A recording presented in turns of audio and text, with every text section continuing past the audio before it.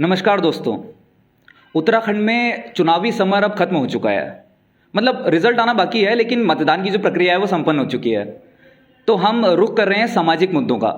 और सामाजिक मुद्दों की बात होती है तो महिलाओं के स्वास्थ्य के बारे में बात बहुत कम होती है। हम पीरियड्स के बारे में कभी बात नहीं करते। ये हमारे लिए एक बहुत बड़ा टैबू है।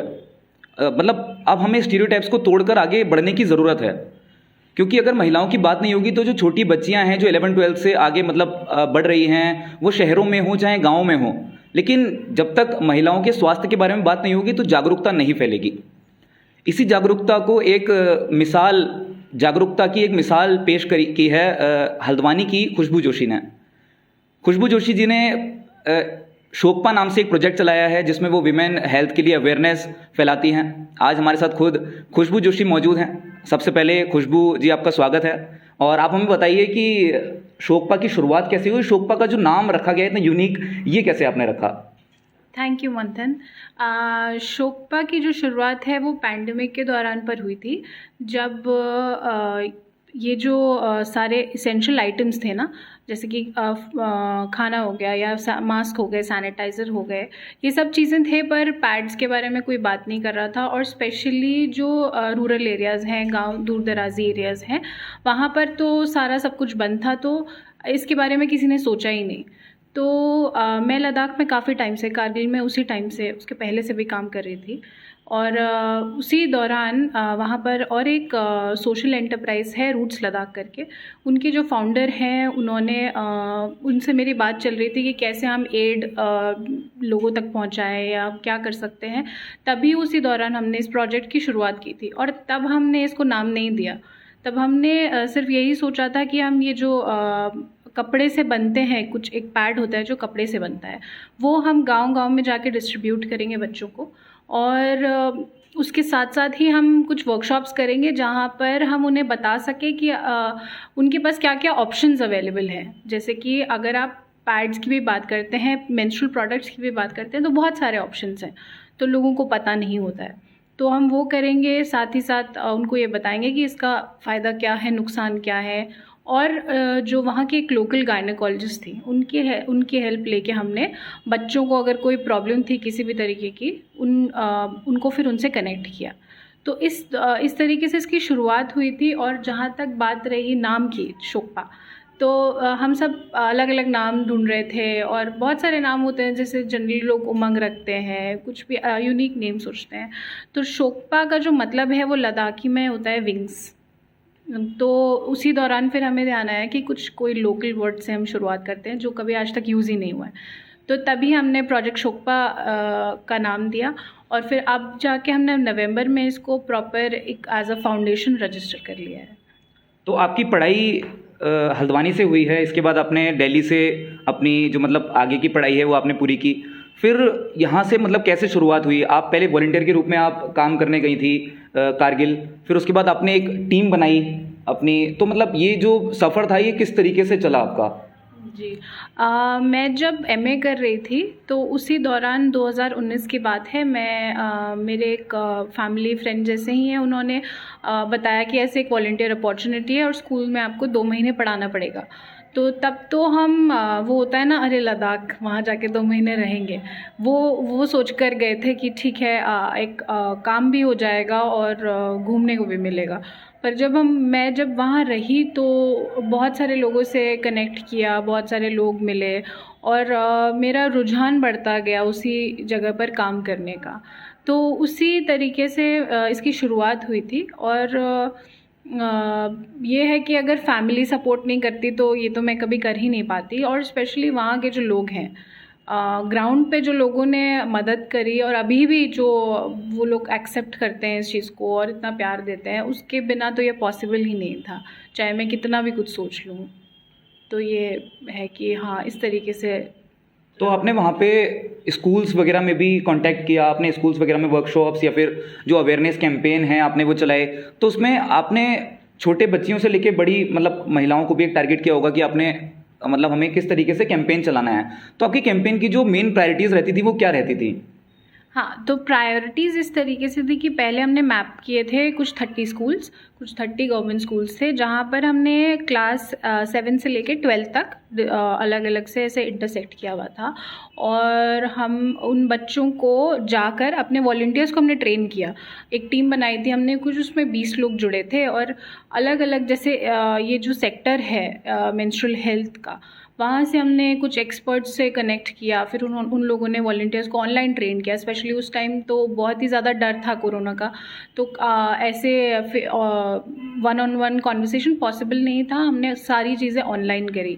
तो जब हमारे वॉलंटियर्स ट्रेन हो गए, उसके बाद हमने वहाँ जाके जो वहाँ का जो डिस्ट्रिक्ट एडमिनिस्ट्रेशन है उनसे स्पेशल परमिशन लिया फील्ड में जाने का।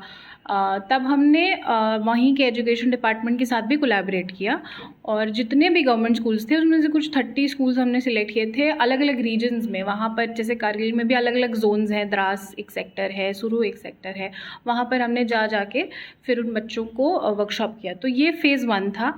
फ़ेज़ 2 में हमने हेल्थ डिपार्टमेंट के साथ भी कोलैबोरेट किया, और कुछ जैसे मदर्स हैं, प्रेग्नेंट लेडीज़ हैं, उनको किस तरीके से अपना ख्याल रखना चाहिए, या अपने बच्चों को कैसे किस तरीके से उनको उनका देखभाल करना चाहिए, वो हमने फिर करना शुरू किया।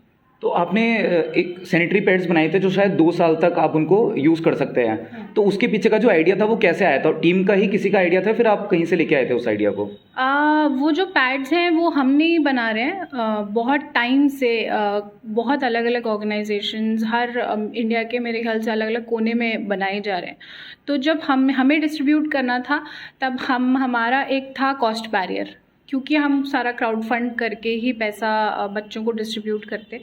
तो बहुत सारे ऑर्गेनाइजेशंस से मैंने बात करी। उसके बाद MP मध्य प्रदेश में एक अनोखी करके एक ऑर्गेनाइजेशन है, उन्होंने जो हमें कोड दिया वो बहुत रीज़नेबल था हमारे लिए, तो उनके थ्रू हमने ये मंगवाया। पर एक बहुत बड़ा चैलेंज ये रहता है कि एक तो वो वैसे ही बहुत ही दूर है, जो एरिया है जोग्राफिकली बहुत चैलेंज है, तो लॉजिस्टिक्स का बहुत बड़ा प्रॉब्लम रहता है। तभी फिर वहाँ पे काफ़ी सारे सेल्फ हेल्प ग्रुप्स हैं, औरतें हैं जो सिलाई बुनाई सब जानती हैं। तो हमने फिर सोचा कि ये तो एक ऐसी चीज़ है जो उनको ट्रेन करी जाए तो वो खुद भी बना सकते हैं। तो हमने उनको एक संस्थान के थ्रू हमने उनको ऑनलाइन 2-3 दिन का ट्रेनिंग दिया, और वो क्योंकि वो सीख चुके हैं, तो हम एक शोकपा कलेक्टिव करके एक अलग से एंटरप्राइज स्टार्ट करेंगे, जहाँ पे यही सारी जो औरतें हैं इन पैड्स को बनाएंगी और लोकली बेचेंगी। आपको क्यों लगता है कि जो पीरियड्स या फिर विमेन हेल्थ को लेके जो भी टॉपिक्स हैं, मतलब आप हर टॉपिक को उठा के देख लीजिए, पीरियड से लेके मतलब जितने भी टॉपिक हैं विमेन हेल्थ को लेकर, तो इनमें एक टैबू क्यों है? मतलब ये लोग इतना डरते क्यों हैं, झिझकते क्यों हैं आज के समाज में सब लोग, कि मतलब बात करने में बात नहीं करना चाहते हैं? ये मतलब आपको क्यों लगता है? देखिए, इसका सबसे बड़ा कारण तो हम कहेंगे इसीलिए है क्योंकि पीरियड्स जो हैं वो वजाइना से रिलेटेड है। तो जो एक कॉन्सेप्ट होता है ना दिमाग में, इंसान उसको बहुत ही सेक्सुअली देखता है। तो जब आप किसी चीज़ को उस तरीके से देखते हो और समझते हो तो आप उसे छुपाने लगते हो। अब आप ये समझिए, एक बहुत छोटी सी बात है कि अगर पीरियड्स नहीं होते तो मैं कोई भी आपकी टीम, पूरी दुनिया ही शायद नहीं होती ना। मतलब उसी ब्लड से आप बनते हो, उसी ब्लड को आप, उसी न्यूट्रिएंट से आप 9 महीने रहते हो एक वूम में ना, तो उसी के थ्रू आप होते हो। जब बच्चा होता है, जब माँ प्रेग्नेंट होती है, लोग बहुत खुश होते हैं, बात करते हैं, लेकिन जो आपका सोल रीज़न है एग्जिस्टेंस का, उसके बारे में कोई बात नहीं करता है। और कई बार लोग ये भी बोलते हैं कि ठीक है, इतना कौन सा बड़ा इशू हो गया कि हम आदमियों को या मर्दों को इसमें इंक्लूड करें। लेकिन आपको ये जान के बहुत बड़ी हैरानी होगी कि जो सर्वाइकल कैंसर है ना, उसका वो एक तो बहुत अलार्मिंग रेट से हमारी कंट्री में बढ़ रहा है, और उसका एक बहुत बड़ा रीज़न है पुअर मेंस्ट्रुअल हेल्थ। तो अगर जो छोटे छोटे इन्फेक्शंस है ना, देखिए हमारे समाज में क्या होता है, लड़कियों को खासकर क्या बोला जाता है कि जो दर्द है, थोड़ा सा भी दर्द हो रहा है सहन कर लो, जब माँ बनोगी तब क्या होगा, है ना। बचपन से उनको बोला जाता है कि अरे इतनी सी बात पे इतना बड़ा इशू मत बनाओ, है ना। और वहीं अगर अपने बेटे को कुछ हो जाए तो उसका हल्का सा छिला हुआ घुटना भी माँ को बहुत बड़ा, या घर में बाप को बहुत बड़ी चीज़ लग जाती है। तो ये है कि सोच ही हमारी उस तरीके से है कि औरतों को सिखाओ कि नहीं नहीं, आप अपना दर्द दबाओ, अपने प्रॉब्लम्स दबाओ। तो जो छोटे छोटे प्रॉब्लम्स हैं, जैसे इन्फेक्शन हो जाता है, कुछ होता है, बच्चे बात ही नहीं करते, घबराते हैं। हम भी अपने टाइम की बात देखें तो हम भी इस चीज़ को छुपाना ही चाहते थे, कभी बहुत बहुत बड़ी बात हो जाती थी ये बोलना कि ऐसे कोई प्रॉब्लम हो रही है, और उसी को इग्नोर करते करते कैंसर को एक दिन तो बनता, एक बार में नहीं बनता ना कि ऑल ऑफ अ सडन एकदम से बीमारी आ गई। तो वही चीज़ है कि जो ये समाज में हमारी सोच है कि लड़कियों को तो इसी तरीके से रखना है, फिर उनकी शादी हो जानी है, फिर उनको बच्चा ही पैदा करके यही इसी तरीके से चलाना है। तो अगर आपको अपना घर भी चलाना है, मान लीजिए आप कुछ और नहीं भी करते हैं, आप शादी ही करते हैं, आपका अगर वही एक ख्वाब है, तब भी तो आपको अपने शरीर का ध्यान रखना है ना। किसी और का ध्यान रखने से पहले आपको अपना तो ध्यान रखना ही है। तो खुशबू, जैसे कि एक वीडियो थी जिसके थ्रू हमने आपको अप्रोच किया था, उसमें आप कुछ केमिकल्स की बात करी थी, 300 केमिकल्स, तो आप उसके बारे में कुछ बताइए हमें। जी, हमने एक डॉक्यूमेंट्री बनाई थी जो यूट्यूब पर है, द ब्लडी रेवोल्यूशन के नाम से। उस डॉक्यूमेंट्री में मैंने ये बताया था, मेंशन किया था कि जो सैनिटरी पैड्स जो बाज़ार में बिकते हैं यूज़ एंड थ्रो, वो जो है आप अगर किसी से भी पूछोगे तो लोगों को लगता है कि उसमें कॉटन होता है, लेकिन वो 90% जो है प्लास्टिक बेस्ड होता है।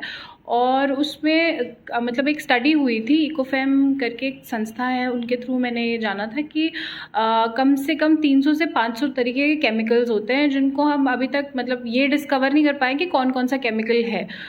वुड पल्प होता है, और स्पेशली जो आप वो वाइट एक लेयर देखते हैं ना, हर चीज़ में वाइट दिखता है, तो उसको ब्लीच किया जाता है डाइऑक्सिन के थ्रू। तो आप ये समझिए कि इतने सारे केमिकल्स हैं। आप अब लोगों को लगता है कि हम बॉडी के बाहर लगा रहे हैं, इससे तो क्या ही नुकसान हो जाएगा, बट वो जो केमिकल्स उसमें होते हैं ना, वो आपकी यूट्रस जो है वो उसको अब्जॉर्ब करती है, और उस तरीके से वो आपकी यूट्रस भी धीरे धीरे अफेक्ट करती है। और बहुत सारे फैक्टर्स हैं उससे, इरिटेशन होना, क्रैम्प्स होना, ये सारी जो छोटी छोटी चीज़ें हैं वो उसी से रिलेटेड है, क्योंकि उसमें उतने सारे केमिकल्स मौजूद हैं ऑलरेडी। तो आप जैसे अभी आप कारगिल में हैं, आप कारगिल में कितना अच्छा काम कर रहे हैं शोकपा के थ्रू, मतलब आगे का क्या प्लान है? उत्तराखंड और हल्द्वानी, मतलब यहाँ पे भी काफ़ी एक शहरों में जो बच्चियों को या फिर महिलाओं को जानकारी नहीं है महिलाओं के स्वास्थ्य के बारे में, तो आगे आपका प्लान है आप उत्तराखंड और हल्द्वानी में आने का? जी बिल्कुल, मेरे एक यहाँ के एक डॉक्टर हैं, डॉक्टर प्रशांत निगम, उनसे भी बात हुई थी और वो काफ़ी इंटरेस्टेड लग रहे थे इस प्रोजेक्ट में। तो ऐसा सोचा है हमने कि आगे चलकर हम उत्तराखंड में भी इसकी शुरुआत करेंगे, गांव में जाके महिलाओं को जिसकी ज़रूरत है अवेयरनेस की। और जो एक कपड़े से बना हुआ पैड होता है, मतलब हालांकि बहुत सारे ऑप्शंस हैं, कप्स हैं, बहुत सारी चीज़ें हैं, बट एक्सेप्टेंस रेट मैंने गांव में देखा है जनरली जो कपड़े से बने हुए पैड्स हैं उनका बहुत ज़्यादा है। खुशबू, तो आगे का आपका जो प्लान है हल्द्वानी में आने का, जैसे आप अभी कारगिल में कर रहे हैं, आप बहुत अच्छा काम कर रहे हैं शोकपा के थ्रू, तो आगे मतलब क्या प्लान है हल्द्वानी? क्योंकि यहाँ पे भी काफ़ी गाँव में, आसपास के गाँव में, उत्तराखंड के कई इलाकों में या फिर इवन शहरों में जो जानकारी का जो अभाव है वो काफ़ी ज़्यादा है, महिलाओं में, बच्चियों में। तो आप हल्द्वानी में और उत्तराखंड में आने का क्या प्लान है आपका? जी बिल्कुल, सोचा है हमने कि काम अपना एक्सपैंड करेंगे, यहाँ भी थोड़ा सा स्टेबलाइज हो जाए सिचुएशन वहाँ पर। यहाँ के एक डॉक्टर है, डॉक्टर प्रशांत निगम, उन्हें हमारा काम काफ़ी पसंद आया था और उन्होंने कहा है कि वो ऐसे कैंप्स अपने हॉस्पिटल में भी रखना चाहेंगे। और सिर्फ हल्द्वानी नहीं, जो बहुत ज़्यादा ऐसे एरियाज़ हैं जहाँ पर एक्सेस नहीं है चीज़ों का, वहाँ हम अपनी टीम को भेजने की कोशिश करेंगे। हो सकता है कि इस साल के एंड तक हम ऐसा कुछ शुरुआत करें यहाँ पर। और जो हमारा जो बेसिक काम है ना, वो सस्टेनेबिलिटी की तरफ ज़्यादा है, मतलब कि आप किसी चीज़ को यूज़ करके फेंको ना, आप एनवायरनमेंट का भी ध्यान रखो। और उसी क्योंकि हमने रीयूजेबल क्लॉथ पैड्स डिस्ट्रीब्यूट करे थे, तो मैंने देखा कि हालांकि बहुत तरह के प्रोडक्ट्स अवेलेबल होते हैं मार्केट में, पर जो कपड़े से बना हुआ पैड है उसकी एक्सेप्टेबिलिटी जो है वो गांव में बहुत ज़्यादा है। महिलाओं को ऐसा है कि बार बार जाके मांगने की ज़रूरत नहीं है, कहीं किसी दुकान पे जाने की ज़रूरत नहीं है, बहुत इकोनॉमिक होता है। और आप अगर ढंग से उसको धो के इस्तेमाल करते हैं तो आप कम से कम 7 से 8 महीनों से इस्तेमाल कर सकते हैं। मैं आपको एक सैम्पल दिखाती हूँ। ये कपड़े से बना हुआ पैड है जो बिल्कुल लगता है एक प्लास्टिक पैड की तरह ही, और ये अनोखी करके एक संस्थान है, उन्होंने बनाया। ऐसे बहुत सारे डिज़ाइंस और वो आपको पैटर्न्स जो हैं वो मिल जाते हैं, आजकल ऑनलाइन भी मिलते हैं। तो लोगों को ऐसे वो भी लगने लगा है कि किसी कपड़े का इस्तेमाल करना मतलब एक पुरानी सोच है या फिर अच्छा नहीं है, आप उनकी हेल्थ पे नुकसान पड़ेगा। बट ऐसा नहीं है, क्योंकि ये जो पैड्स बनते हैं ये बिल्कुल ही 100% कॉटन से बने होते हैं, तो ना तो वो उनकी स्किन को ख़राब करते हैं, ना उनकी यूट्रस पे कोई असर पड़ता है, और एनवायरनमेंट का फैक्टर तो है ही। मतलब आप एक पैड अगर यूज़ एंड थ्रो वो करते हो, आप डिस्पोज करते हो, तो उसको ख़त्म होने में ही करीबन 500 से 600 साल लग जाते हैं, और एक पैड यानी 3 से 4 प्लास्टिक पॉलीथीन्स के बराबर होता है। तो वो तो हम कर ही रहे हैं। मैं ये नहीं कह रही कि आप किसी भी एक प्रोडक्ट से स्टिक टू रहो, लेकिन जो भी ऑप्शन आप इस्तेमाल कर रहे हो, आप हमेशा उस चीज़ का ध्यान रखो कि आप उसको सेफ़ तरीके से इस्तेमाल कर रहे हैं। तो अंत में मैं आपसे यही पूछना चाहूँगा कि आप उन लोगों को क्या मैसेज देना चाहेंगे जिनकी बेटियां हैं, या फिर इवन लेडीज़ को, कि वो किस तरीके से जो समाज में आगे जो बेटियां हैं, जो लड़कियां हैं, उनको जागरूक कैसे करें महिला स्वास्थ्य के बारे में, मतलब कैसे अवेयरनेस फैलाएं? जी, मैं उन सभी महिलाओं से और जो बच्चे स्कूल्स में हैं आजकल, जो पढ़ रहे हैं, आगे बढ़ना चाहते हैं, उन सबसे सिर्फ एक ही बात कहना चाहती हूँ कि कई बार ऐसा होता है कि हम बहुत छोटी छोटी चीज़ों को इग्नोर कर देते हैं। जैसे कि एक बहुत छोटा सा रैश या एक छोटा सा इन्फेक्शन जो है, वो बच्ची अपनी माँ को जाके बोलती नहीं है, सहमती है या डरती है सोच के कि अपने आप शायद ठीक हो जाए, लेकिन ऐसा नहीं करना चाहिए हमें।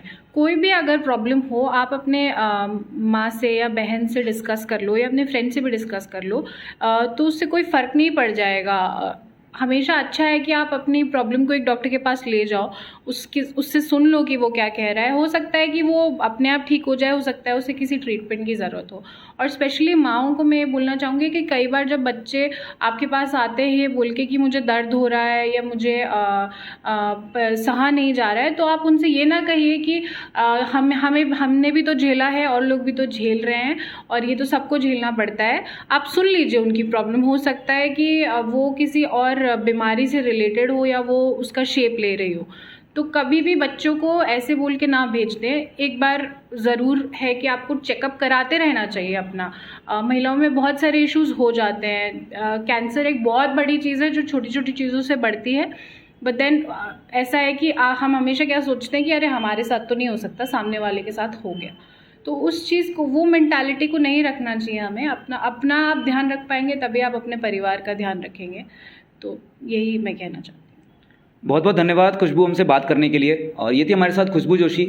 आपको बता दें कि एक युद्ध भारत के जवानों ने कारगिल में लड़ा था देश के दुश्मनों से, और एक हल्द्वानी की लड़की खुशबू कारगिल में ही युद्ध लड़ रही है विमेन हेल्थ के लिए, कि महिलाओं को और बच्चियों को जागरूक कर सकें। और ये बहुत ज़रूरी है, आप भी इसको एक टैबू ना बनाएं और बात करें, जागरूकता फैलाएं। ऐसी वीडियोज़ के लिए हल्द्वानी लाइव के साथ बने रहिए। मंथन रस्तोगी, हल्द्वानी लाइव।